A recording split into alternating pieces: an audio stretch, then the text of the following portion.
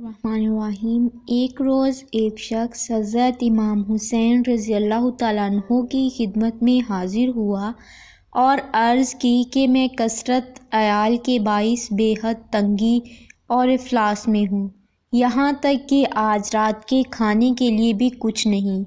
حضرت امام عالی مقام نے اسے اپنے پاس بٹھایا۔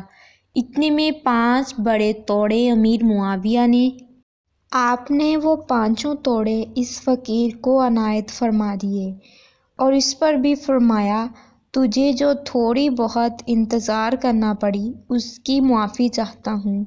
اللہ نے اپنے نیک بندوں کے متعلق فرمایا ہے، یُؤْثِرُونَ عَلَىٰ أَنفُسِهِمْ وَلَوْ كَانُوا بِهِمْ خَصَاصَةٌ، یعنی وہ اپنا مال دوسروں کو دے دیتے ہیں اگرچہ وہ خود حاجت مند ہوں۔